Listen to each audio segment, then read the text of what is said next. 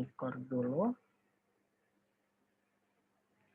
Oke, yang pertama tentang introduction-nya dulu. Introduction to modeling in implant material.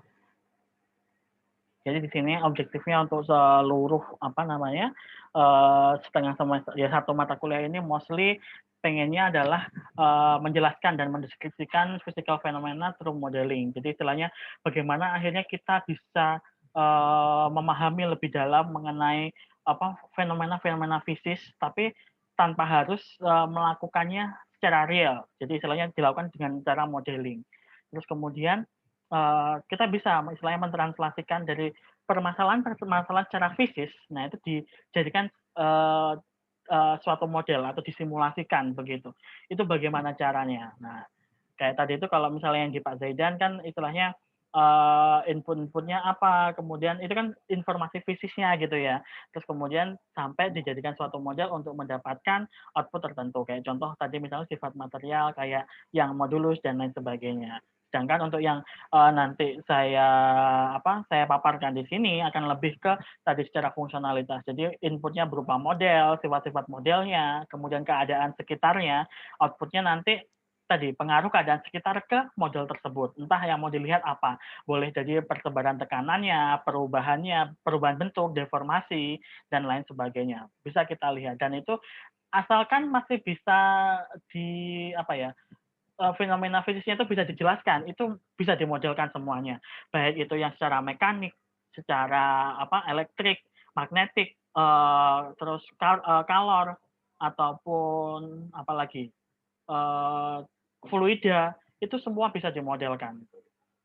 Tergantung tadi informasi-informasinya harus cukup untuk melakukan pemodelan tersebut, kayak begitu. Nah, sama yang terakhir adalah, nah ini kalau misalnya sampai ke bentuk biomedical implant ini, saya nggak tahu apakah kita bisa sampai ke sini, tapi kita usahakan bisa sampai ke situ. Mungkin kalau nggak sampai yang mendekati lah bentuk-bentuknya, kayak gitulah intinya nanti. Terus kemudian, nah ini kita ke basic pemodelan terlebih dahulu. Jadi yang namanya modeling di situ ini sudah saya highlight gitu ya bagian-bagian pentingnya. Jadi pemodelan di sini yang paling utama yang kata kuncinya adalah simplify. Jadi dia itu harus melakukan penyederhanaan tetapi nah ini simplify but still represent something. Jadi harus melakukan penyederhanaan tetapi tetap harus merepresentasikan apa yang dimodelkan. Jadi istilahnya kita bisa melakukan asumsi-asumsi istilahnya penyederhanaan begitu, tetapi tetap apa yang kita modelkan itu harus mewakili yang realnya. Jadi istilahnya kita juga punya batasan-batasannya begitu ya. Bagian mana sih yang bisa bisa dimodelkan atau bagaimana yang masih bisa diabaikan dan lain sebagainya. Atau istilahnya di sini nanti hasil modelnya itu harus precise and accurate. Jadi dia harus presisi dan akurat hasilnya nantinya. Kemudian kalau bedanya sama simulasi apa? Nah, kalau simulasi nanti lebih ke secara visualnya ditampilkan seperti apa itu untuk simulasi. Tapi itu dua kata yang sangat berhubungan gitu ya antara modeling and simulation. Kalau modeling membuat modelnya tadi itu, kalau simulation di sini benar-benar tadi ketika ada pengaruh-pengaruh yang dari luar atau apa yang mau dibuat simulasinya tanpa harus tahu real objeknya kayak begitu. Kemudian, nah kalau material implan sendiri, kan di sini yang jelas yang berhubungan dengan biomaterial yang memang itu akan diaplikasikan ke dalam tubuh manusia. Nah di sini biomaterial sendiri cukup kompleks ya sebenarnya karena interaksinya sebenarnya tidak sederhana dengan tubuh manusia. Kalau itu interaksi dengan tubuh langsung gitu ya, itu ada sih yang coba memodelkan kayak misalnya bagaimana sih ketika suatu implan itu ditanam di dalam tubuh manusia, kemudian proses pengikisan yang terjadi misalnya itu bisa dimodelkan. Tapi tadi itu banyak sekali hal-hal yang harus diperhatikan, yang harus harus make sure begitu agar modelnya itu benar-benar merepresentasikan hal yang sesungguhnya. Contoh misalnya, kalau pada tadi misalnya kembali ke contoh hip implant begitu. Jadi harus tahu lingkungannya nanti kayak misalnya oh, dialiri sama darah, ketemu sama darah, bagaimana sih interaksi darah itu dengan implannya, terus kemudian bagaimana sih nanti si implan kan misalnya dari metal begitu. Metal di sini kalau misalnya meluruh, bagaimana kemudian interaksinya dengan darah, apakah mempengaruhi dan lain sebagainya. Nah, kayak begitu itu ada yang harus diperhitungkan, mana sih yang bisa diabaikan, mana yang harus tetap dimasukkan ke dalam model itu, kayak begitu. Nah, jadi kalau yang pemodelan pada material implan ini lebih melihat bagaimana sih behavior dari material implan itu sendiri dan itu dijadikan model begitu. Kalau gampangnya tadi yang secara mekanik doang gitu misalnya kita melihatnya, belum yang interaksi antar material begitu, ya ini kayak misalnya implan hip tadi dikenai gaya. Gayanya berapa sih maksimum sampai akhirnya si implan itu sampai misalnya patah. Oh, berarti ya ini kayak misalnya patah ketika mendapat gaya sekitar 1000 Newton. Nah, berarti kan itu bisa disimpulkan bahwa dia nggak akan kuat kalau misalnya menahan beban seseorang yang lebih dari 100 kilo. Nah, informasi-informasi seperti itu yang jadinya bisa membantu dokter nantinya atau mungkin yang ketika bagian engineer-nya bisa memberikan apa namanya semacam suggestion begitu agar nanti oh berarti kalau misalnya orangnya seperti ini mungkin apa namanya pengaruh dari sisi anatomisnya seperti apa, nah itu model yang cocok pakainya yang mana based on tadi hasil simulasi misalnya kayak gitu. Tapi tadi itu sih mungkin hasil simulasi karena masih tadi ada apa namanya simplification, jadi dia harus tetap memperhitungkan kalau in realnya akan seperti apa. Jadi sifatnya di sini sebagai prediction sama suggestion begitu. Jadi nggak yang selalu jadi poin utama, tetapi menjadi suggestion akan kemungkinan akan terjadi seperti ini. Karena tadi itu simulasi di sini kalau misalnya dikerjakan tuh dia masih apa ya pendekatan begitu, belum keadaan realnya kayak begitu. Nah ini contoh nih, 2 contoh simulasi simulasi material implan yang di sini yang pertama itu ada ini implan untuk tulang rahang. Jadi tulang rahangnya retak, kemudian ini mau digabung nih. Tapi ini karena secara anatomis bentuknya tidak beraturan dan susah, makanya dia dimodelkan untuk simulasinya aja ya. Di sini pakai misalnya bentuk yang lebih sederhana, lebih apa kotak gitu dan apa siku-siku begitu. Tapi ya tadi itu apa namanya untuk gaya-gaya yang bekerja itu diusahakan semirip mungkin dengan keadaan yang sebenarnya. Contoh nih misalnya ketika bagian apa namanya implan ini dua ini, yang ini sama yang ini itu merupakan hasil namanya finite element method. Nanti yang akan kita bahas selama semester ini tuh itu metodenya. Jadi di sini bisa kita lihat warna di sini menunjukkan tingkat tingginya tekanan yang terjadi pada implan tersebut. Jadi kalau maksudnya kenapa kok yang bagian tengahnya merah ini di bagian sambungannya merah? Jadi kayak misalnya orang melakukan pergerakan di rahangnya ini kayak naik turun itu ternyata pengaruh ke si implan yang nyambungin ini dan ternyata tekanan paling besar itu ada di bagian tengah di sini. Nah, otomatis itu nanti akan jadi input untuk engineer-nya yang akan mendesain implannya, berarti harus ada harus make sure bahwa di bagian tengah itu harus yang paling apa salahnya dia kuat menahannya dibandingkan dengan gaya yang bekerja ketika orang itu misalnya mengunyah atau menggerakkan rahangnya gitu paling tidak. Contoh seperti itu.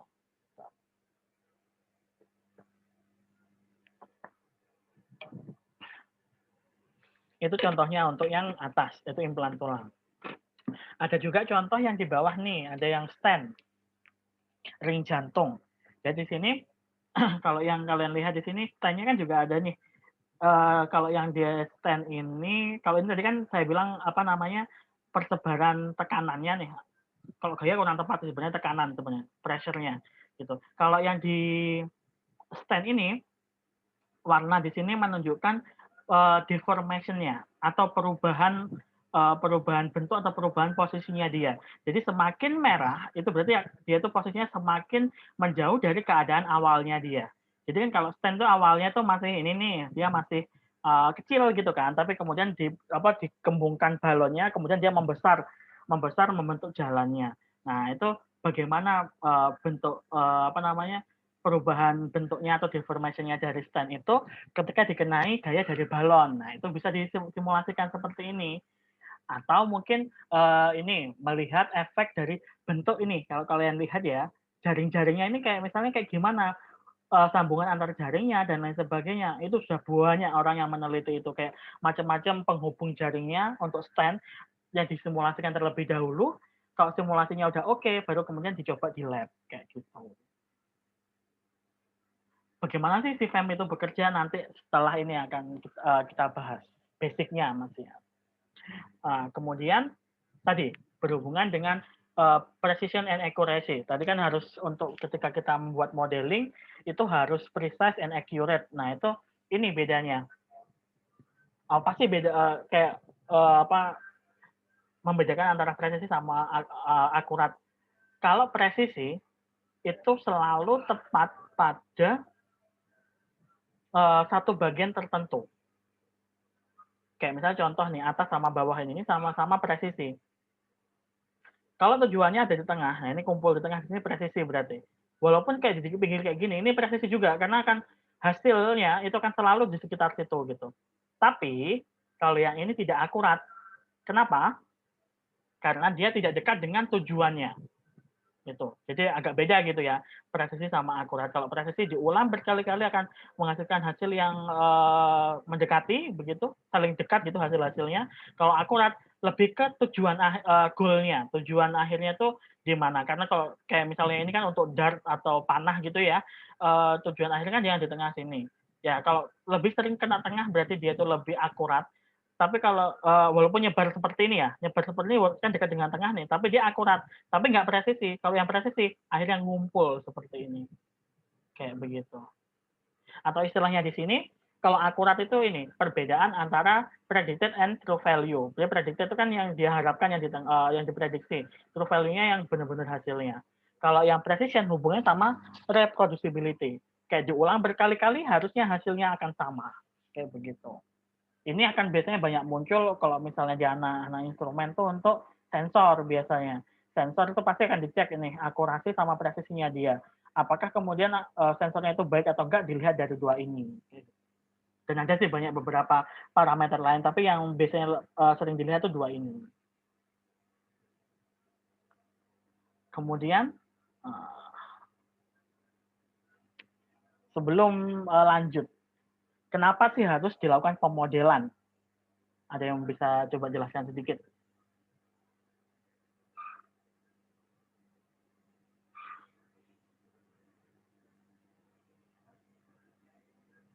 Yang bisa jelaskan kenapa sih kita harus melakukan pemodelan?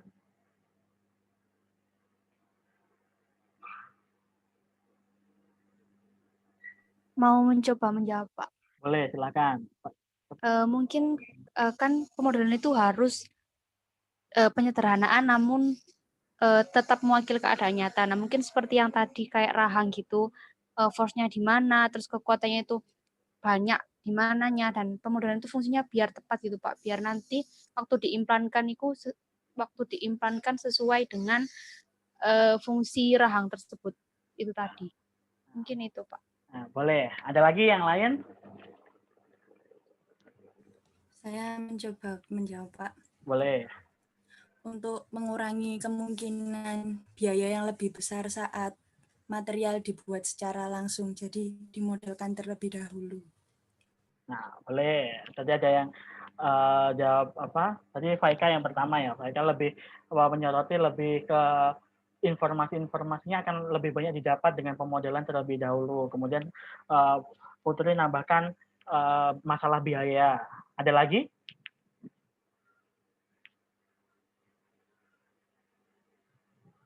Saya mau menambahkan, Pak. Boleh. Menurut saya mungkin lebih ke custom, maksudnya kayak lebih khusus ke orang tersebut sih, Pak.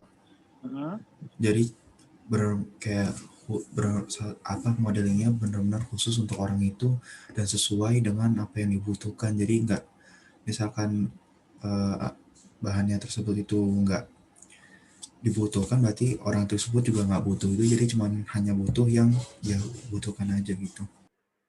Oke, Jadi lebih ini apa agar apa yang akan digunakan nantinya itu akan sesuai dengan kebutuhan orang yang mau memakai produk tadi itu. Satu lagi, ada satu lagi.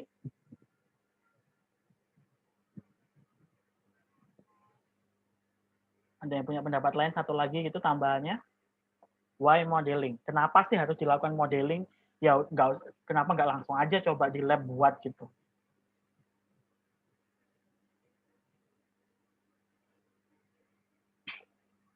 Ada yang punya ide lain apa? Pendapat yang lain?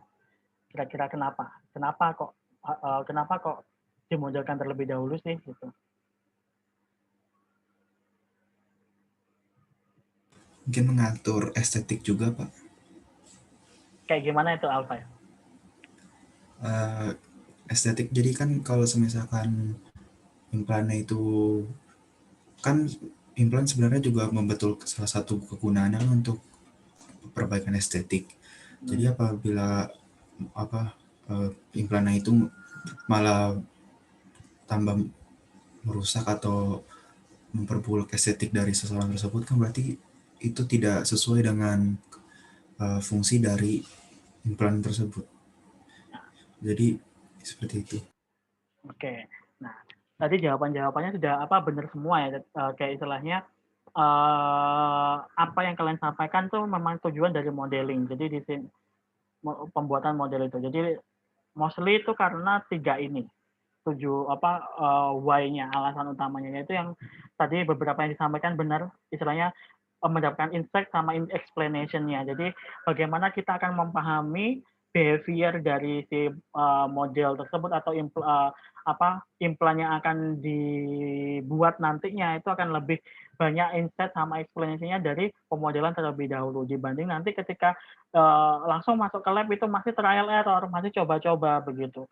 Nah, itu dengan menggunakan simulasi terlebih dahulu kita bisa melakukan optimasi di sana. Terus kemudian ada masalah tadi yang disampaikan, ini agak mirip sama nanti ada di akhir tuh ada juga setelah ini, tadi disampaikan masalah biaya sama Putri Agustin, itu juga poin penting di situ. Jadi satu, ketika pemodelan nanti sudah bisa mewakili, maka yang ada di lab, ini akan bisa memangkas biayanya. Dari pemodelan sudah bisa dipilih kira-kira mana nih yang sesuai dengan informasi-informasi yang tepat, akhirnya biayanya pun juga bisa terpangkas di situ. Nanti akan ada tambahnya di bawah nanti. Ini yang bagian simulation-nya, ini masih sama seperti tadi yang saya sampaikan. Nah ini keuntungannya, ini penyambung sama yang tadi disampaikan Putri Agustin tuh, lebih ke ini.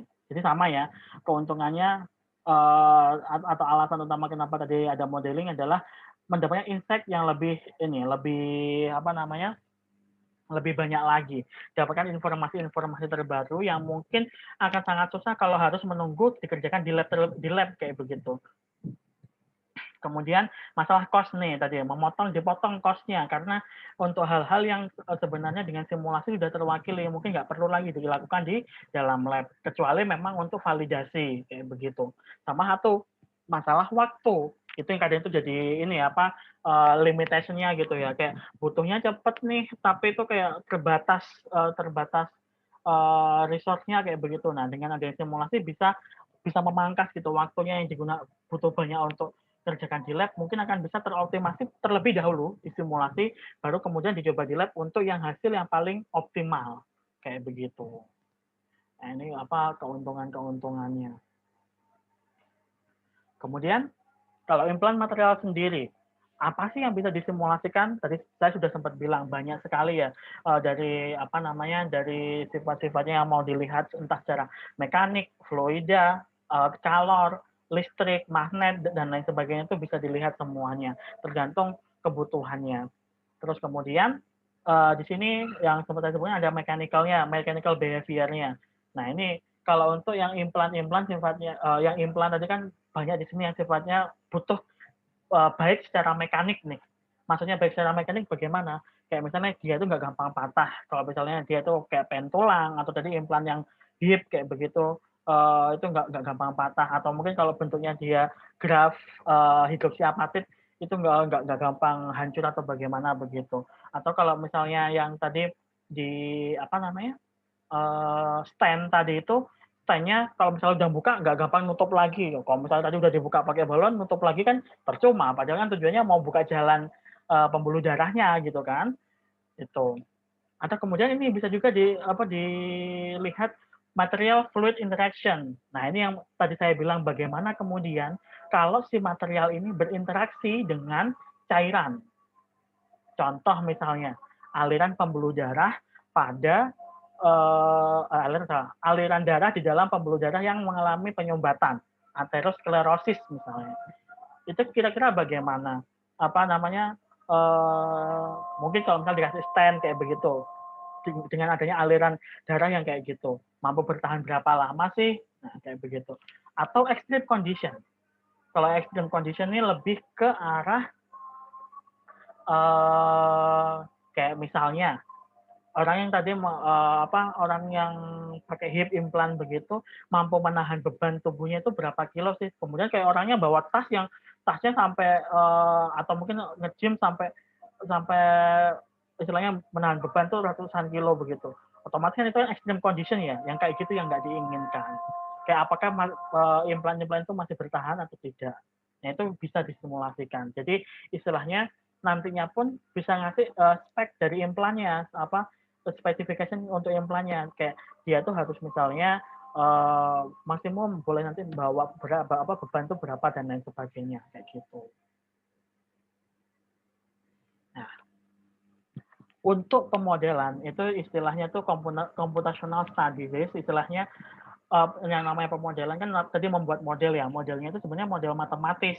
Tapi di sini kita sudah dibantu oleh komputer untuk menghitungnya. Tinggal kita memberikan input yang sesuai dengan keadaan yang sebenarnya, kayak gitu. Contoh yang akan kita pelajari nanti dari sini ke belakang adalah mengenai 3D modeling. Jadi istilahnya pemodelan yang di sini basisnya memang 3 dimensi, yang istilahnya kelihatan bentuknya.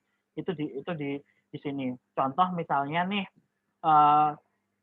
kayak rahang tadi, contoh yang rahang tadi kan modelnya itu kan masih istilahnya bentuk dummy gitu ya. Jadi bentuknya itu yang masih menyerupai rahang manusia tapi kotak-kotak kayak gitu. Itu sebenarnya bisa aja yang bagian itu kita ganti dari hasil image CT scan CT scan gitu. Kalau hasil image-nya kita olah dulu sampai nanti dijadikan model 3 dimensinya, baru nanti kemudian istilahnya bagian tertentu dikasih implannya itu bisa kayak gitu.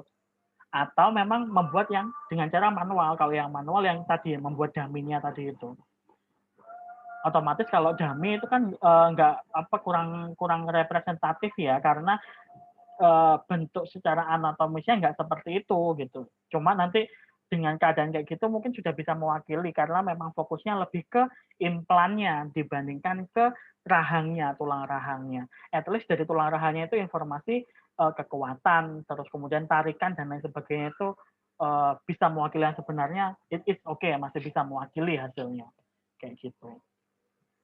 Terus kemudian ada juga yang ini pakai nanti yang akan kita fokuskan tuh pakai ini yang namanya finite element method atau FEM atau finite element analysis atau FEA kayak begitu. Yang di situ benar-benar apa ya istilahnya ya, sebenarnya pemodelan matematis, jadi semua itu hitungannya hitungan matematis turunan-turunan kayak begitu, tapi itu semua sudah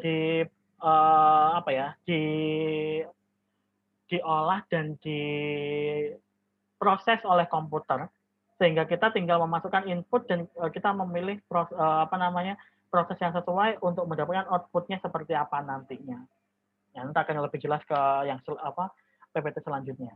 Dan juga ini computational tadi ini ya, tetap karena dia tidak menggunakan real object, makanya dia sifatnya adalah prediction and recommendation, atau tadi saya bilangnya suggestion.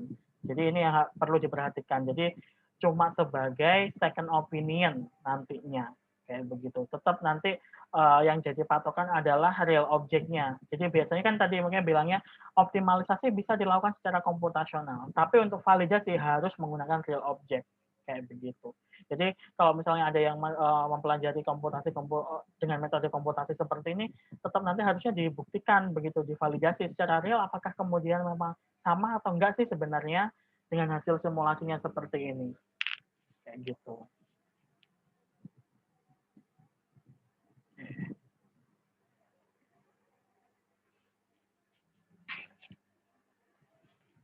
Nah, ini contoh nih pemodelan-pemodelan yang lainnya yang itu tidak menggunakan FEM. Contoh ada yang menggunakan mekanik nih, pakai per sama pegas untuk mewakili otot misalnya.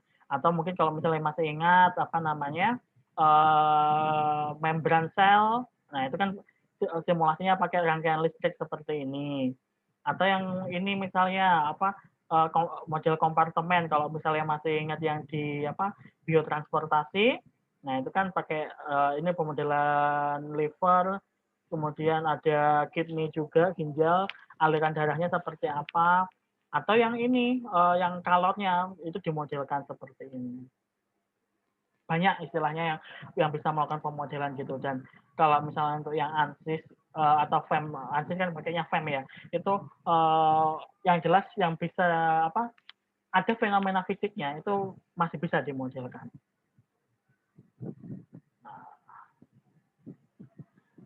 Itu masih awalan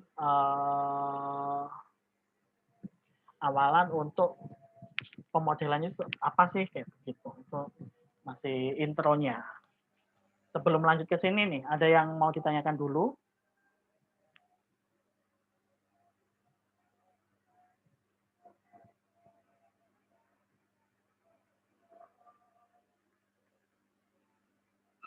Atau lanjut dulu? Lanjut aja Pak dulu. Oke, kita lanjut ke, nah ini kita akan fokus ke FEM finite element method itu apa sih sebenarnya? Nah, FEM ini merupakan salah satu metode komputer apa ya penghitungan numerik begitu yang tujuannya untuk mendapatkan apa ya istilahnya kalau misalnya perhitungannya itu terlalu rumit kemudian digunakan metode finite element method ini. Jadi caranya dia itu kalau misal di Indonesia kan adalah metode elemen hingga. Jadi dari istilahnya aja sudah kelihatan kalau misalnya ada kata elemen sama hingga. Maksudnya elemen adalah jadi model yang sudah kita punya. Tadi kalau misalnya mau dimasukkan ke sini harus sudah punya modelnya. Kita anggap model itu yang tadi kayak ada bentuknya 3 dimensi itu tuh modelnya gitu. Nah, itu modelnya akan dibagi menjadi elemen-elemen kecil. Jadi dia akan dibagi menjadi elemen-elemen kecil-kecil gitu, yang dia itu jumlahnya berhingga. Jadi ada jumlah tertentu gitu. Itu makanya nama metodenya adalah metode elemen hingga atau finite element method. Nah, kemudian ketika si metode ini sudah si model ini sudah dibagi menjadi bagian-bagian kecil tadi itu, tiap bagian-bagian kecil ini akan memiliki sifat yang sudah kita tentukan based on materialnya apa begitu.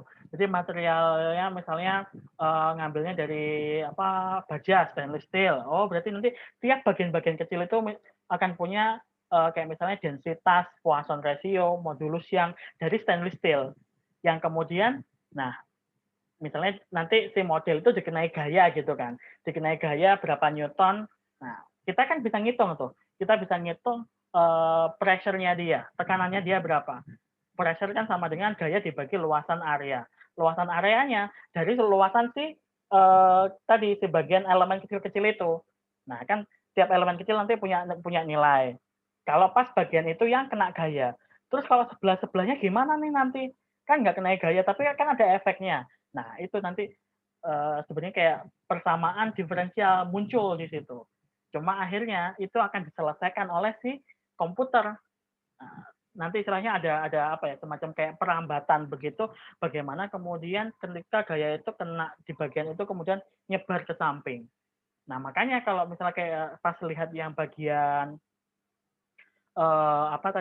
yang implan yang ada di rahang tadi itu kan ada warnanya tuh, ada biru, kuning, merah, agak hijau gitu kan. Nah, warna inilah yang kemudian menunjukkan tingginya tekanan yang ada di bagian implan itu. Jadi setelah tadi kan bagian kecil-kecil sudah dapatkan nilainya berapa kan, sampai semua bagiannya sudah dihitung, kemudian dijadikan satu lagi. Kan tadi kan dibagi kecil-kecil. Nah, sekarang jadikan satu lagi bentuk kayak modelnya di yang awal tadi, baru kemudian ditampilkan kayak tadi bentuknya. Bentuk warna-warni tadi itu. Nah, itu yang disebut metode elemen hingga. Jadi dia dibagi menjadi elemen-elemen kecil yang berhingga, kemudian dikenai sifat sifat dari suatu material yang sudah ditentukan dan keadaan tertentu. Kalau misalnya tadi dikenai gaya, kemudian outputnya itu setelah tadi dibagi kecil-kecil dijadikan satu lagi untuk dilihat dalam bentuk hasil simulasinya tadi yang ada warna-warninya yang menunjukkan persebaran tekanannya. Sampai sini dulu, nyambung nggak? Konsep besarnya seperti itu dia.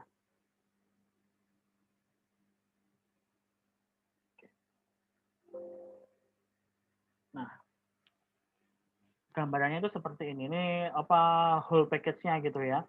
Jadi kalau yang ini kan physical system itu berarti yang keadaan sesungguhnya. Nah, di sini tiap physical system itu bisa dimodelkan dalam bentuk matematis.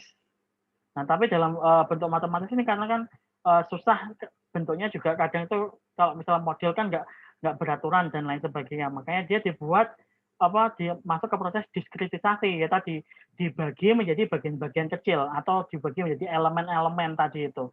Yang kemudian caranya ini, makanya metodenya adalah FEM itu di sini, diskritisasi ini. Setelah dapat dibagi kecil-kecil, kemudian dikenai tadi sifat-sifat dan keadaan yang diberikan, kita dapat nih modelnya yang tadi yang dibagi kecil-kecil. Baru kemudian dijadikan satu lagi jadi discrete solution.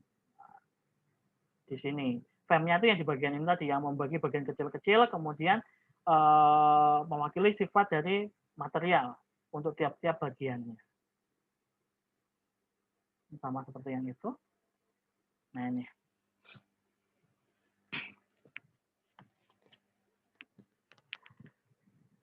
Ini masih bagian awal tentang modeling. Jadi kalau misalnya untuk modeling sendiri ada, kalau FEM itu masuk yang bagian namanya itu implicit modeling. Jadi istilahnya kita menghitungnya atau misalnya menghitung simulasinya itu dari model yang sudah ada dibagi kecil-kecil baru kemudian dihitung tadi itu kemudian dibalikkan lagi. Itu namanya implicit modeling. Tapi ada satu lagi namanya explicit modeling. Kalau ini modelnya memang dibangun dari awal banget. Jadi pertama bangun tuh biasanya dibuat modelnya model matematis. Maksudnya kalau misalnya saya bilang model matematis itu berarti rumus-rumus matematika gitu maksudnya. Jadi kayak bentuknya persamaan kayak begitu. Tapi kalau untuk yang FEM itu bentuknya sudah bentuk yang lebih visual gitu ya. Jadi ada modelnya dibagi-bagi tadi itu, dikenai sifat-sifat material dan juga kondisi yang ditentukan, baru kemudian digabungkan lagi. Kayak gitu.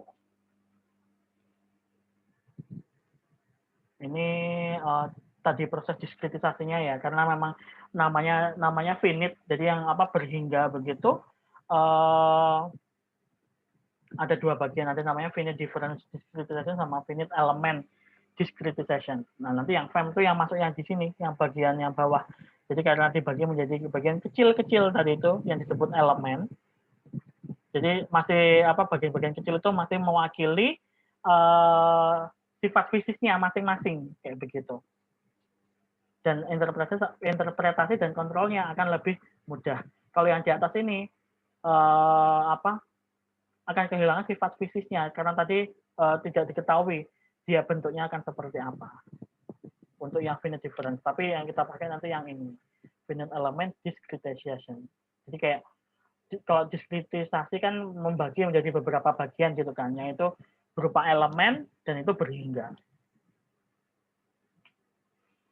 Solutionnya, nah solutionnya nanti itu, nah di sini itu solusinya maksudnya adalah tadi ketika proses penghitungannya menggunakan persamaan diferensial dan lain sebagainya itu ada caranya itu yang pakai ini, misalnya contoh-contohnya di sini.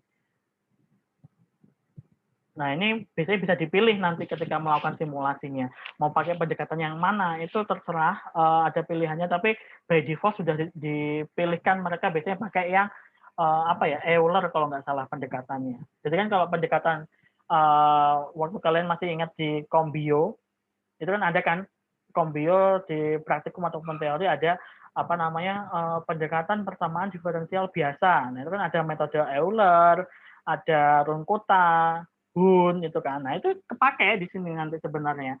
Itu yang dikerjakan oleh si komputer nantinya, tapi kita nggak tahu proses itu gitu, karena in realnya ketika kita pakai programnya nanti langsung masukkan input-input tadi, tahu pembagiannya, sudah di setting apa namanya, kondisinya seperti apa, bisa dapat hasilnya.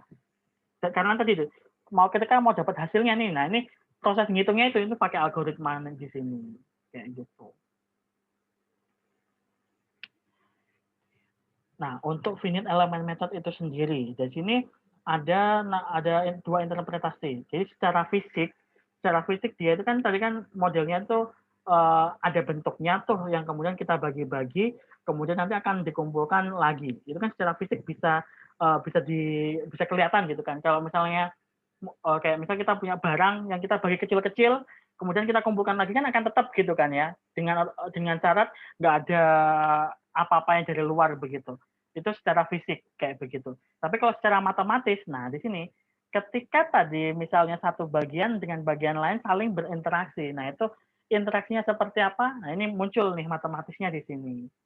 Itu yang akhirnya apa tadi kalau misalnya satu kena gaya pasti bagian lain itu juga akan terpengaruh. Seberapa besar sih pengaruhnya? Nah itu persamaan diferensial tuh yang bekerja di situ nanti. Untuk di sini pun nanti akan saya ajari yang manual, tapi contoh sederhana saja, karena tetap kalian harus tahu bagaimana prosesnya sebenarnya berjalan, walaupun in realnya karena modelnya itu 3 dimensi, hitungannya juga nggak sederhana juga. Ada beberapa beberapa istilah yang sering dipakai untuk di finite element method ini. Jadi ada namanya dimensionality, ada nodal point, geometry, degree of freedom, sama nodal forces. Jadi pertama mengenai dimensionality. Jadi mengenai dia itu berapa dimensi sih, mulai dari yang 1 dimensi titik, 2 dimensi berupa garis, atau 3 dimensi yang dia bentuknya ruang kayak begitu. Ruang. Itu juga nanti akan kebalik ya berarti. Yang 1 dimensi itu yang garis, 2 dimensi itu yang luasan, yang 3 dimensi itu yang ruang. Nah, itu akan ada pengaruhnya ke modelnya masing-masing. Contoh nih, kalau misalnya kita lihat suatu permukaan doang, kita bisa anggap aja permukaan itu ya cuma 2 dimensi gitu, cuma luasan gitu. Tapi kalau misalnya kita juga memperhitungkan misalnya kedalamannya dan lain sebagainya, nah itu baru jadi 3 dimensi. Itu pun akan mempengaruhi nantinya dalam proses perhitungan. Kemudian ada namanya nodal point.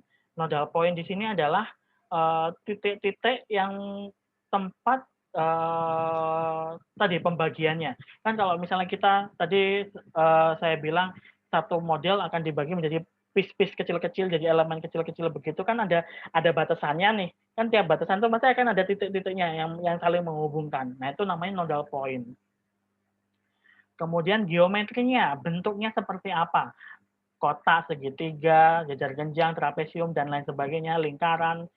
Nah, itu harus tertentu gitu ketika kita membuat model. Kayak misal tadi, ketika kita mau membagi model kita menjadi elemen-elemen, bentuk elemennya apa? Itu harus seragam, biar nanti modelnya itu nggak bingung.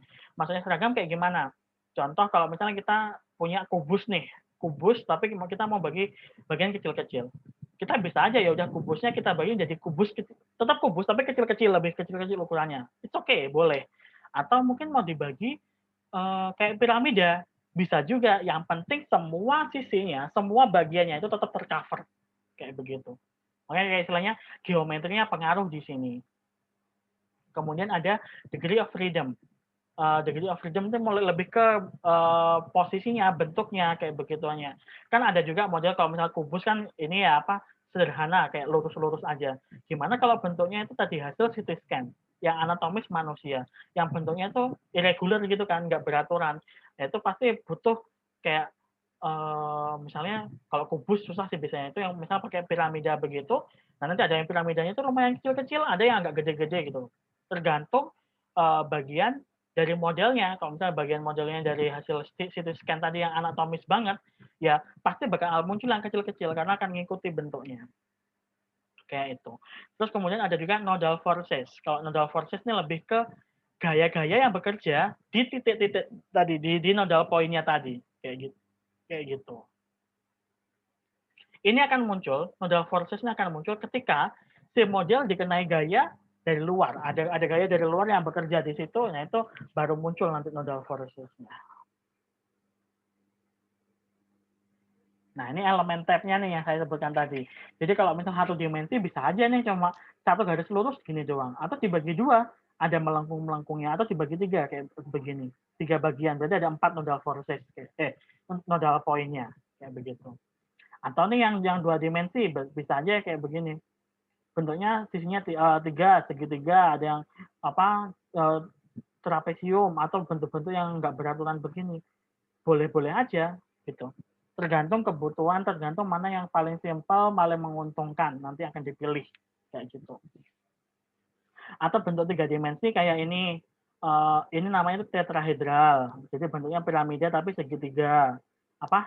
Prisma, bukan prisma ya, benar ya? Atau prisma atau piramida tapi yang alasnya segitiga. Gitu. Atau yang nggak beraturan seperti yang lainnya itu boleh-boleh aja, nanti itu bisa diatur yang seperti itu. Kita mau milih yang mana. Kayak gitu. Nah, ini yang setelah ini lebih ke secara mekanis nih seperti apa sih nanti itu yang akan akan kita bahas.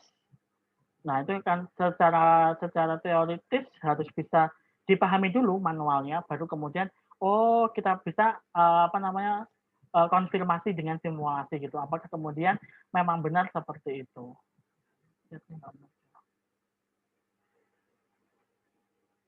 Nah, contoh misalnya kayak begini nih, ada semacam balok begini ya, balok yang punya luasan tertentu begini, yang satu sisi di sini anggapannya itu nempel di tembok lah gitu, terus kemudian si balok ini ditarik ke arah sumbu X gini. Kira-kira nanti bagaimana, apa yang terjadi sama si balok ini? Nah, itu satu sisi bisa disimulasikan, tapi secara matematis bisa kita hitung juga manual.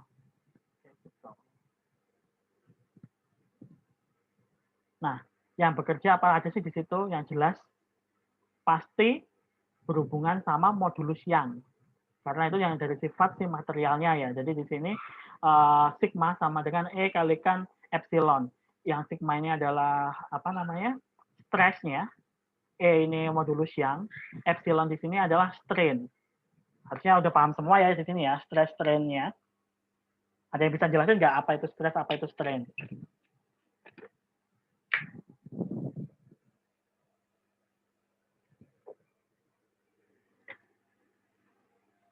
Ada yang bisa jelasin secara singkat gitu?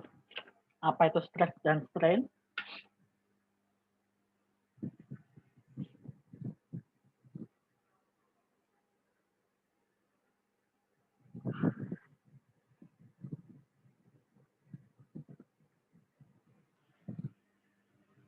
Ayo, siapa nih yang mau coba bantu jawab nih?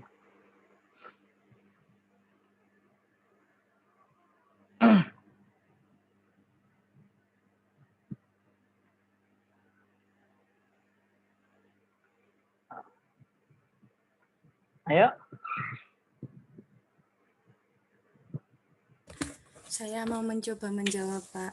Ya. Kalau stres itu kayak ditekan gitu. Kalau strain itu kayak ditarik seperti itu. Boleh. Ininya benar. Secara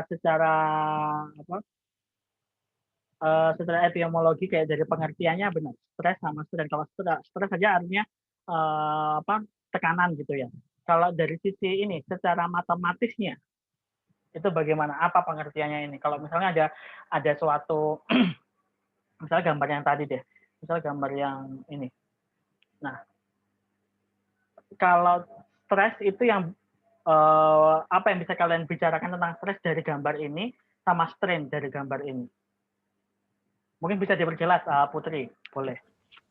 Kalau stres itu perbandingan dari P gaya tariknya sama luas alasnya kota itu persegi panjang tersebut. Kalau strain itu tarikan panjang awal sama sebelum. Awal sama sebelum sama. Oh, sama.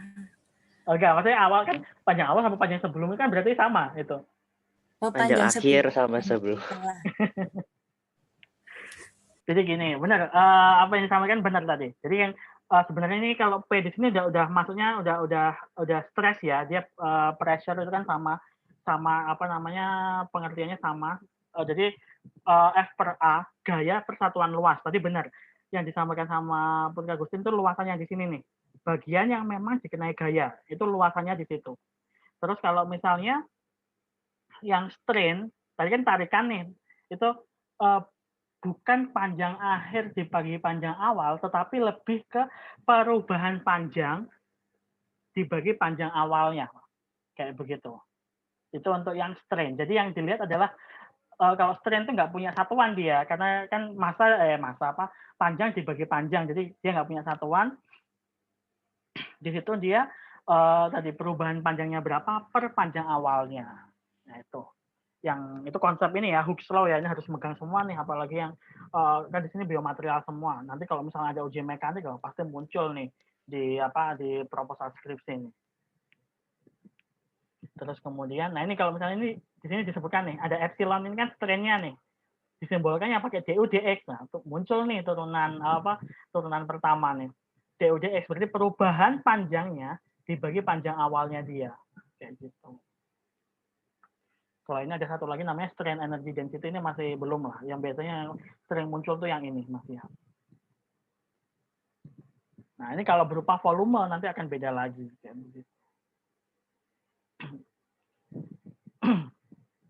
Ini kalau ada external energy ini kita skip dulu aja. Nah langsung di sini.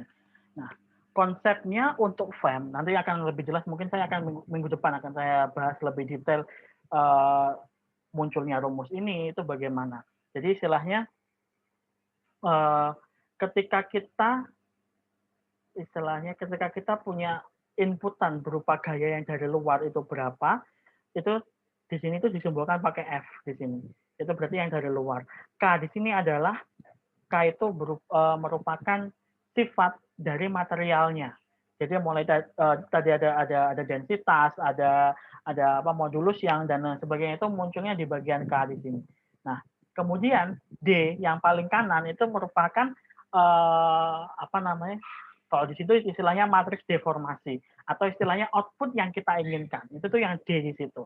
Jadi ada inputnya itu yang dari F tadi itu, K itu merupakan si materialnya itu sendiri, D itu merupakan efek dari F-nya tadi itu. Jadi kalau di sini makanya tadi bilangnya matrix of deformation, jadi perubahan yang terjadi akibat adanya F di situ. Nah, ini FKD ini bisa diganti-ganti sesuai dengan pemodelan yang kita lakukan. Kayak misalnya F-nya di sini bisa berupa gaya, bisa berupa suhu, kayak suhu dari luar. Istilahnya pokoknya yang dari luar lah, yang berupa input begitu. Kalau K-nya berarti material yang bisa kita ganti-ganti mau mau material yang seperti apa, dan D-nya output apa yang kita inginkan itu pun kita bisa tentukan kayak gitu. Itu konsep dari FEM-nya itu sendiri. Ini yang jadi core-nya begitu rumus ini. Nah ini merupakan tadi balik lagi ke basic konsep. Kayak misal contoh ini satu begini nih, yang balok tadi itu ya, satu begini kita mau kerjakan menggunakan FEM tapi secara manual, itu kan kalau kita kerjakan secara real nanti itu grafiknya seret gini misalnya. Dia itu kalau misalnya ditarik gitu. Tapi kemudian kalau misalnya kita kerjakan dengan FEM kan harus kita bagi-bagi nih. Bagi menjadi ini, kalau ini jadi 5 bagian begitu. Jadi 5 bagian. Di titik ini dihitung angkanya berapa, di titik ini dihitung angkanya berapa terus begitu. Nah, garisnya dihubungkan kemudian. Nah, garis yang dihubungkan inilah ini yang hasil dari FEM, yang kemudian kalau di FEM itu ditampilkan dalam bentuk yang warna-warni itu, yang berupa warna-warna itu. Itu makanya di sini disebutnya itu pendekatan karena ini yang harusnya itu seperti ini, bentuknya infinite ya, masih lurus berhubungan begitu, yang kalau di sini sekarang jadi kepotong-potong kayak gitu. Tapi hasilnya hampir mirip kan sebenarnya. Tadi karena dia pendekatan kayak gitu. Atau kalau di sini namanya approximation. Nah, ini di sini antar titik ini approximation itu dia linear, makanya ini lurus, lurus, lurus. Kalau di sini kan smooth nih, halus di sini. Ya itu yang namanya pendekatan kan kalau paling gampang ya udah ambil aja yang linear yang derajatnya 1. Kalau mau yang lebih dekat lagi ya ambil yang derajatnya tinggi kayak gitu. Tapi kalau derajat tinggi ya proses akan lama, komputasi akan berat karena berarti yang dihitung akan lebih banyak. Kalau derajatnya cuma 1 kan simpel nih, istilahnya cuma perkalian sekali aja selesai gitu, nggak ada pangkat-pangkat kayak gitu. Nah ini yang sempat saya bilang tadi, prosesnya general step-nya itu seperti apa, in detail seperti yang saya bilang di awal tadi ketika di bagian PPT ini masih di bagian cover-nya tadi. Jadi pertamanya adalah dibagi menjadi elemen-elemen atau discretize the domain, jadi dibagi menjadi elemen-elemen. Terus kemudian kalau di sini select a displacement function. Jadi kalau di sini tuh lebih ke tadi apa namanya, kita terapkan kondisi-kondisi yang ada dari luar, misalnya gaya dari luar, suhu dari luar, dan lain sebagainya. Terus kemudian kita menentukan sifat-sifat materialnya. Bagaimana sih materialnya apa, kemudian tadi modulus Youngnya berapa, Poisson ratio-nya berapa, terus kemudian densitasnya berapa, dan lain sebagainya. Baru setelah itu akan dihitung tiap elemennya, kemudian untuk mendapatkan hasil terakhirnya. Hasil terakhirnya kan tadi sudah dihitung itu masih per piece-piece nih, masih berelemen-elemen kecil. Nah itu diassemble lagi, digabungkan jadi satu yang utuh begitu. Nah kemudian baru nanti apa sih yang mau dihitung? Tadi misalnya entah itu mau dihitung apa stresnya, persebaran stresnya, atau strain-nya, atau juga deformation-nya, itu bisa. Baru kemudian setelah dapatkan hasil, diinterpretasi lah. Interpretasinya itu yang kayak gimana? Yang kayak gini misalnya, contohnya ketika misalnya ada pengumpulan gaya pada titik tertentu. Nah, maksudnya apa kalau ada kayak begitu? Kita bandingkan dengan sifat materialnya. Kira-kira nih, kalau misalnya ada stres maksimum dari hasil simulasi itu 100 pascal gitu, 100 megapascal gitu misalnya. Nah, itu kira-kira harus kita bandingkan dengan apanya, sifat mana dari material. Biar kita bisa interpretasi hasilnya. Bisa bayangin nggak? Nangkep maksud saya nggak?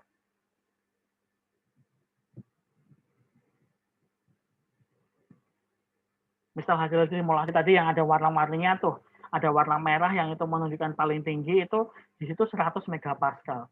Kira-kira kalau kita mau mengonfirmasi apakah nilai ini tuh tinggi atau enggak, kita bandingkan kan dengan sifat dari materialnya. Kira-kira sifat mana nih dari material yang bisa kita bandingkan dengan itu? Apa kira-kira?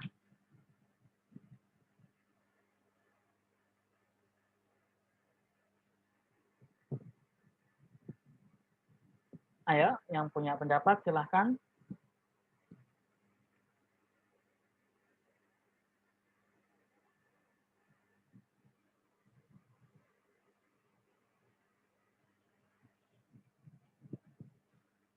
Sifat apa nih kira-kira nih?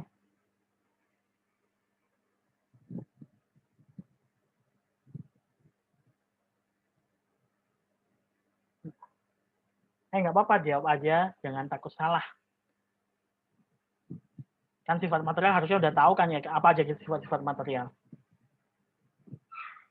Yang mekanik ya udah saya kasih kunci, kasih clue nih, sifat-sifat mekaniknya.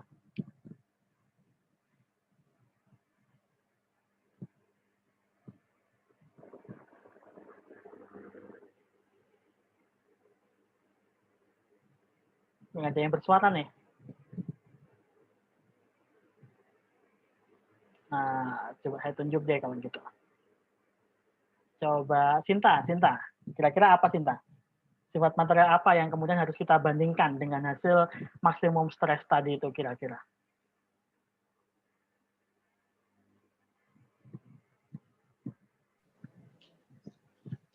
sifat mekaniknya gitu, Pak. Iya, apa contoh sifat mekaniknya apa gitu yang lebih spesifik? Kan sifat mekanik tuh banyak tuh, kayak misalnya tadi kan yang sempat kita ulang bolak-balik ada stres, ada strain, itu kan sifat mekanik semua tuh. Ada lagi sifat mekanik yang lain yang berhubungan dengan maksimum stresnya, yang bisa kita bandingkan untuk bilang, oh ini udah bagus nih, oh ini belum bagus nih. Kira-kira apa nih?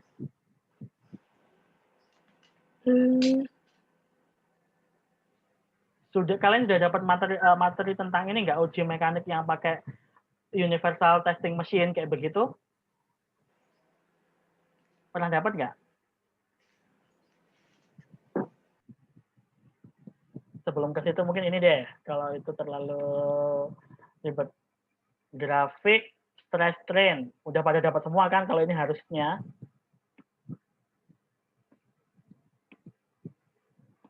Udah dapat kan kalau ini? Izin menjawab, Pak. Oh boleh. Siapa yang tadi? Kalau ya. Edri. Kalau yang tentang sifat mekanik yang berhubungan juga sama stress strain ya, Pak. Mungkin tensile strain, Pak. Lebih spesifik lagi, benar. Lebih spesifik lagi. Ada satu kata yang kurang depannya.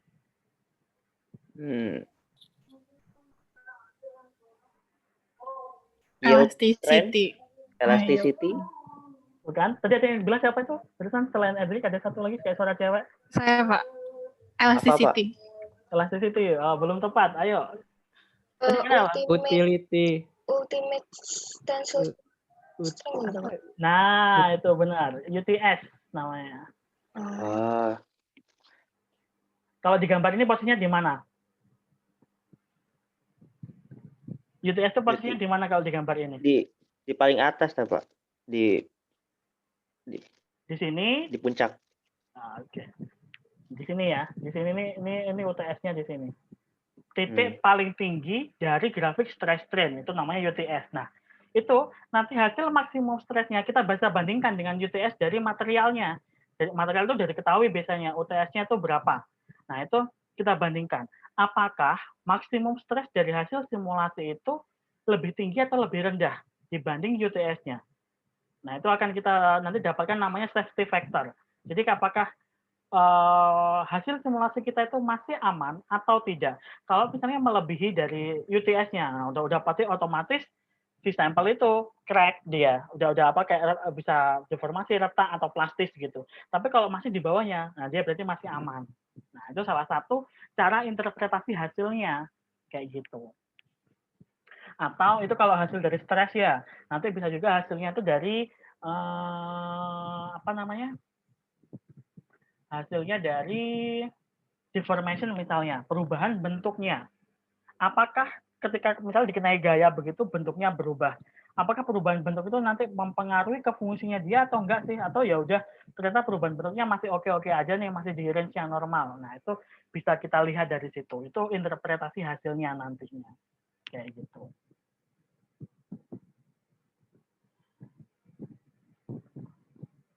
Kemudian nah, aplikasinya apa saja sih? Tadi saya udah bolak-balik ya bilangnya mengenai yang mekanik, fluida, thermal, terus kemudian ada elektrik, magnetik, dan lain sebagainya. Dan atau mungkin lebih spesifik kayak misalnya yang fluida, berarti alirannya bagaimana. Kemudian kalau yang mekanik ada juga yang belum disebutkan itu tentang vibrasi. Bagaimana getarannya itu mempengaruhi dari sifatnya, dari material tersebut. Ini contoh misalnya yang paling ini ya, bukan di medis ya, kayak misalnya konstruksi jembatan. Itu bisa juga dimodelkan, asalkan kita tahu sifat-sifat fisiknya seperti apa, kayak nanti pengaruh dari angin misalnya, angin dari kanan kiri untuk menggetarkan si jembatan itu seperti apa. Nah, tahan nggak nih jembatannya dengan vibrasi yang kayak gitu. Atau mungkin gedung ketika kena bom dan lain sebagainya. Nah, itu bisa disimulasikan semua. Atau yang paling umum nanti kalau misalnya secara mekanik itu yang ini yang atas sendiri, stress analysis kayak gitu. Atau yang ini stress concentration. Nah, kalau stress concentration itu kayak misalnya kayak tadi yang saya sebutkan kayak ngumpul di satu titik. Nah, itu yang kan nggak diharapkan ya ada yang seperti itu, karena kalau ada yang ngumpul kayak begitu otomatis ketika tiba-tiba ada gaya yang pas di situ, nah, udah pasti nanti kalau melebihi UTS-nya dia crack atau apa plastis, dia mengalami deformasi gitu.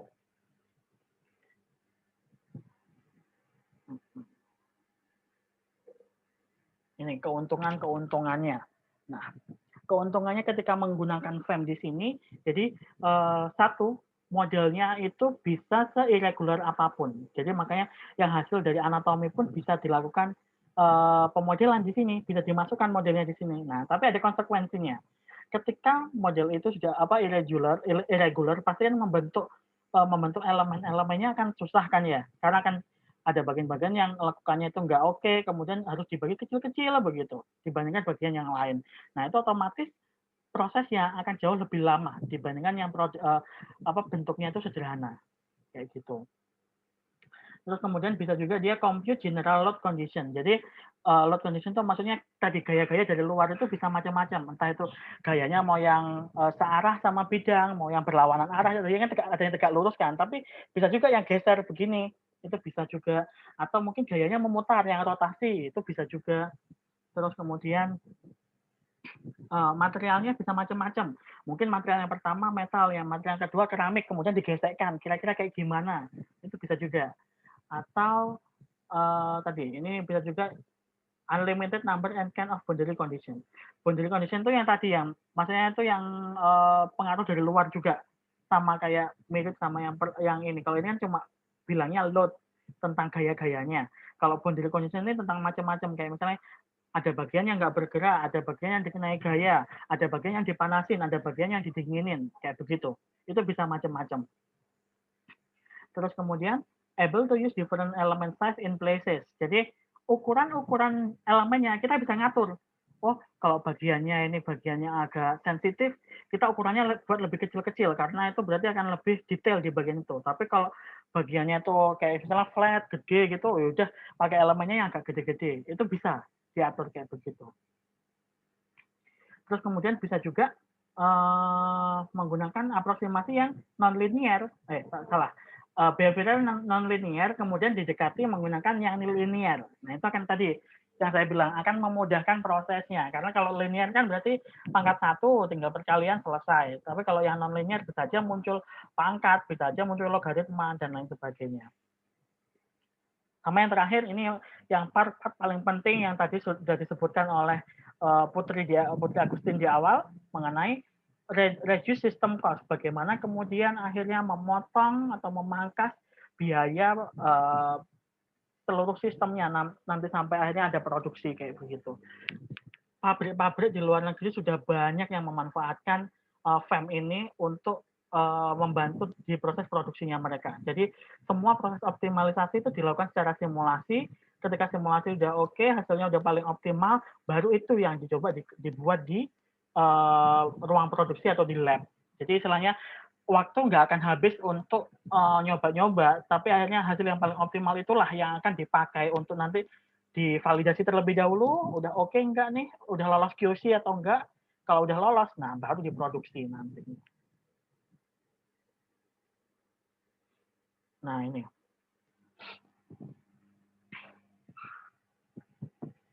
Kemudian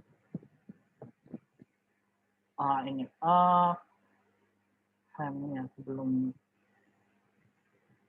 sebelum lanjut kira-kira ada yang bisa ini enggak kira-kira ngasih contoh ke saya, kira-kira kasus seperti apa yang tidak membutuhkan FEM, yang tidak membutuhkan FEM itu yang kayak gimana?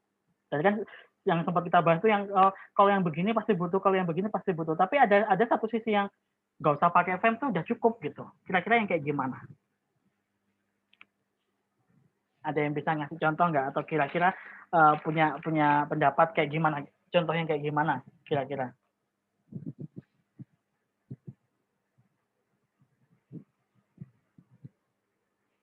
Yang kita tidak membutuhkan FEM untuk misalnya di suatu perusahaan atau proses produksi begitu.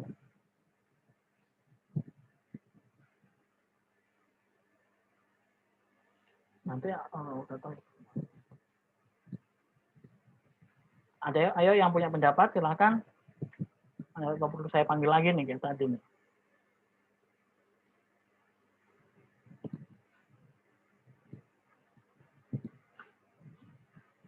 Erika, coba Erika. Iya, Pak. Ya, kira-kira yang kayak gimana nih kita nggak perlu pakai FEM? produksi apa atau perusahaannya seperti apa yang kira-kira nggak perlu pakai FEM udah cukup gitu. Ini maksudnya perusahaan yang buat alat implan gitu, Pak? Boleh implan atau yang lain terserah, nggak apa-apa. Atau yang umum gitu nggak apa-apa.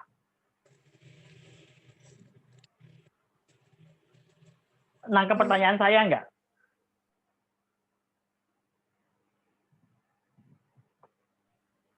Produksi sesuatu yang nggak perlu menggunakan FEM kan, Mbak? Iya, Yang benar. nggak perlu pemodelan FEM. Iya. Mungkin memproduksi sesuatu yang bentuknya yang bentuknya reguler, Pak. Contoh apa nih? Yang real ya contoh.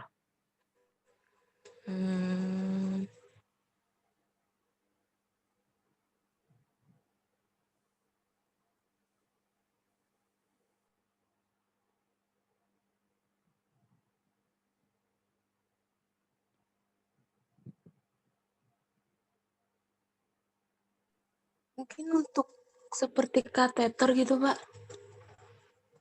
Kateter. Nah, kalau kayak gini harus ada bandingannya sih. Kalau misalnya kalau kateter di sini kateter memang dipakai untuk orang, wah, itu harus tetap butuh tuh kalau itu. Tapi kalau misalnya kateternya kita yang hampir bandingannya hampir sama kayak selang gitu. Nah, itu baru nggak usah pakai FEM bisa itu. Atau contoh lain, misalnya rantai. Rantai yang dipakai di gantungan kunci sama rantai yang dipakai di crane yang buat ngangkut barang-barang besar. Nah, itu kan sama-sama rantai sebenarnya. Tapi yang satu nggak butuh, yang satu tetap butuh. Nah, yang kayak gitu. Jadi istilahnya ada memang beberapa proses yang mungkin nggak perlu FEM karena satu sisi nggak butuh biaya produksi besar. Kemudian tadi benar yang dibilang masalah bentuk. Kalau bentuknya reguler dan itu sudah cukup familiar, mungkin nggak perlu pakai FEM, udah cukup. Itu yang boleh gitu, nggak perlu disimulasikan banyak diulang berkali-kali untuk simulasinya. Yang kayak gitu. Tetapi untuk yang lebih tadi yang bentuknya irregular dan lain sebagainya, memang harus akhirnya akan lebih memudahkan ketika FEM ini digunakan di sini. Gitu. Ini kalau di sini tuh kalau FEM ini akan banyak dipakai karena apa namanya? Salah satunya adalah yang harus dipertimbangkan dia ini aslinya kalau misalnya dia programnya di sini yang kan kebanyakan program itu komersil kayak misalnya contoh nanti yang akan kita gunakan ANSYS itu kalau yang student version itu terbatas jadi nggak banyak yang bisa kita main-mainkan kalau misalnya pakai yang student version tapi kalau misalnya yang dibutuhkan untuk industri itu lumayan mahal harganya jadi kayak fitur-fiturnya banyak lengkap dan lain sebagainya makanya biasanya kalau misalnya untuk yang student version itu terbatas kayak misalnya ukurannya cuma bisa tertentu nih ukurannya maksimumnya berapa terus kemudian jumlah elemennya berapa waktu untuk runningnya cuma maksimal bisa berapa nah itu ada batasan kayak gitu untuk yang student version nantinya itu yang harus dipertimbangkan tapi tadi itu banyak yang istilahnya saya tahu karena sempat dulu waktu tahun lalu saya ke UTM nah itu di sana mereka banyak perusahaan-perusahaan yang istilahnya itu jadi pesan ke kampus untuk melakukan simulasi seperti ini.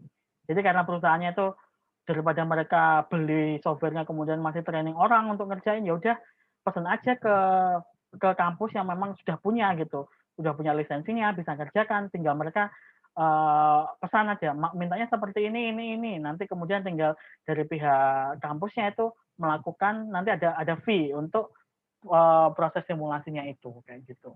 Tapi saya kurang tahu kalau di Indonesia apakah sudah banyak yang seperti itu. Tapi kayaknya sudah ada yang ke sana, arahnya ke sana. Contoh itu untuk yang di pabrik-pabrik seperti pabrik kimia, pabrik-pabrik minyak itu beberapa ada yang memanfaatkan itu. Untuk satu yang paling jelas adalah optimalisasi prosesnya. Nah, ini yang sempat dari tadi itu belum saya singgung sama sekali, namanya mesh atau meshing di sini. Meshing itu adalah tadi ketika kita membuat model itu menjadi elemen-elemen kecil. Kan jadinya kayak akhirnya kalau digabungkan kayak jaring-jaring gitu kan. Nah, itu namanya mesh di sini. Mesh itu artinya kan ayakan gitu ya, kayak jaring-jaring kayak gitu. Ada nggak ya contohnya? Oh ini nih.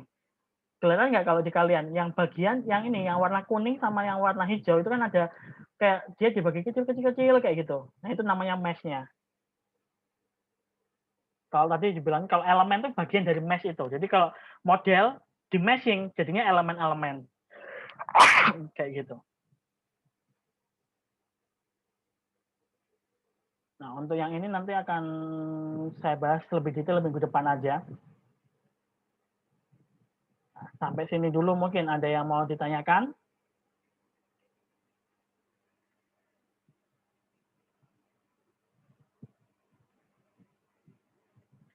Kita tuh harusnya berapa ya? 28 nggak sih orangnya harusnya? Ini masih cuma 20 ini.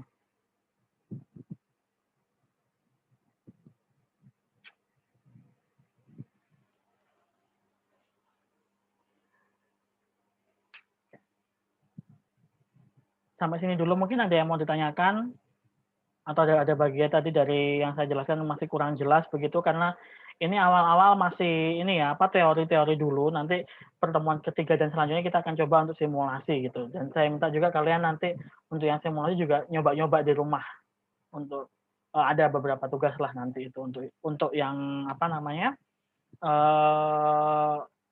pertemuan sekitar 4, 5, 6 nanti kita akan lebih banyak nyoba-nyobanya. Pak, saya ingin bertanya. Ya, silakan. Yang tentang FEM tadi.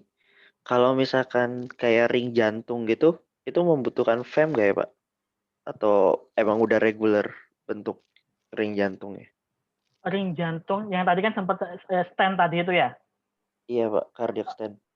Nah, stent di sini dia itu kalau menurutnya tetap butuh karena bentuknya aja itu macam-macam dari produk yang ada di pasaran ya. Jadi kayak kalau misalnya Edgar tahu, jadi kan bentuknya ring jantung itu dia sebenarnya kayak jaring-jaring gitu ya. Tapi jaring itu kalau misalnya ada yang modelnya itu satu kawat dibuat lekuk-lekuk, kemudian ada kawat lekuk-lekuk di bawahnya, terus kemudian dikaitkan atas bawah gitu doang. Ada yang modelnya kayak gitu. Ada yang kemudian modelnya itu ya benar-benar kayak jaring, kemudian dibuat melingkar gitu aja. Dan macam-macam banget. Dan itu akan sangat berbeda kerjanya untuk mekanisme mengembang sama mengempisnya. Nah ini kan untuk stent, itu yang paling diutamakan itu. Fungsinya dia ketika dia dapat tekanan dari balonnya ada di dalamnya kan, tujuannya untuk mengembangkan sistemnya itu dia harus mekar, tapi kemudian ketika balonnya mengempis dia nggak boleh balik tuh apa namanya posisinya balik ke keadaan semula karena dia tujuannya kan satu memperlancar jalannya aliran darah sama menghancurkan sisa-sisa aterosklerosis atau kolesterol yang ada di samping-sampingnya gitu kan. Jadi otomatis berbagai macam jenis secara dimensionality tadi ya, dimensi dari stand-nya itu sendiri akan sangat menarik untuk disimulasikan. Ada teman saya dulu juga alumni S1 TB UNER yang lanjut S2 di UGM, dia fokus tesisnya membuat stand ini kaitan sambungan stand itu dibuat macam-macam bentuknya, kemudian disimulasikan pakai FEM. Kayak gitu. Tapi dia pakai softwarenya itu namanya Abacus. Tapi sama aja sih seperti ANSYS gitu. Kalau nama softwarenya itu banyak ya jenisnya. Ada ANSYS, ada Abacus, ada Comsol, ada MARC, apalagi ya. Banyak jenisnya kalau misalnya kalian cari online. Cuma mungkin yang paling banyak digunakan untuk ANSYS sama Comsol. Itu dua itu lumayan booming lah, paling banyak digunakan gitu. Kayak gitu. Oh, baik, Pak. Terima kasih. Oke, ada lagi?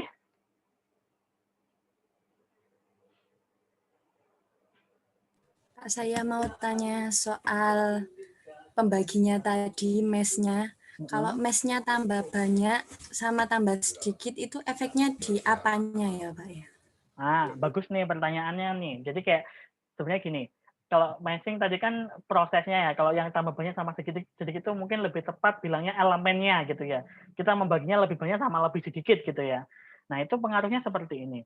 ketika kita membagi si model itu menjadi bagian lebih kecil, otomatis kita akan dapat hasil akan lebih detail. Kayak gitu. Dibandingkan ketika kita membagi itu besar-besar. Otomatis gitu ya, karena akan semakin banyak bagian-bagiannya. Tetapi, nah ini ada konsekuensinya ketika elemennya itu terlalu banyak. Konsekuensinya adalah masalah beban komputasi dan waktunya.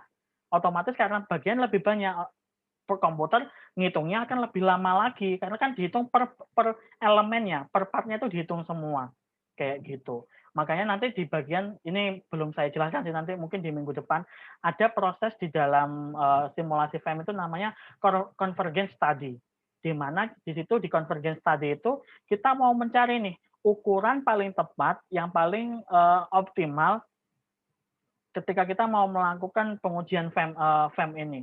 Jadi kita akan nyoba ukuran elemennya itu diubah-ubah, kemudian dicek misalnya maksimum stresnya gitu ya, dicek maksimum stresnya. Kemudian pada satu titik itu akan membentuk suatu grafik yang nilainya itu lurus saja. Nah berarti dia udah konvergen nih. Nah kita ambil titik yang paling depan biar kita nggak terlalu jauh, karena kalau terlalu jauh berarti dia ukurannya terlalu kecil, beban komputasi semakin besar dan dia akan semakin lama prosesnya kayak gitu. Nanti mungkin minggu depan akan saya kasih tunjuk convergence study itu seperti apa sih gitu. Kayak gitu. Bagus nih pertanyaannya Putri barusan. Ini memang kalau itu udah teknis begitu, dan itu memang harus dilakukan agar untuk memastikan bahwa prosesnya itu sudah yang paling oke gitu. Jadi nggak terlalu lama nunggu simulasinya. Ada ya kalau misalnya yang tadi yang pakai data itu dari CT scan yang anatomis banget gitu, yang bentuknya irregular gitu, bisa aja nge-running tuh sampai 2 minggu gitu. Jadi kayak makanya kalau udah pakai ini biasanya yang udah advance begitu nggak ada yang pakai laptop biasanya, pakainya udah pasti komputer, RAM-nya tuh 8 sampai 16 giga begitu, running bisa sampai 2 minggu gitu. Untuk nanti selesai sampai akhir karena tadi bentuknya irregular, anatomis, kemudian baginya elemennya kecil-kecil banget kayak gitu. Terus ternyata setelah mau nunggu 2 minggu, hari ke 2 minggu kurang 1 hari listriknya mati ya, buyar, ngulang dari awal lagi kayak gitu. Oke, ada lagi pertanyaan? Ini satu yang terakhir nih, udah habis nih waktunya.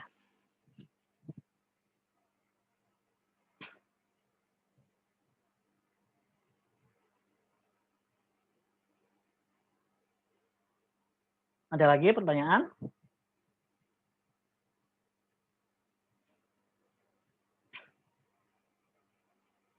Oke, kalau misalnya tidak ada, mungkin sekian untuk hari ini. Terima kasih. Mungkin minggu depan kita akan masih berbicara masih teori gitu ya. Tapi saya harap segera coba cari softwarenya, coba diinstal di laptopnya masing-masing untuk nanti coba-coba begitu.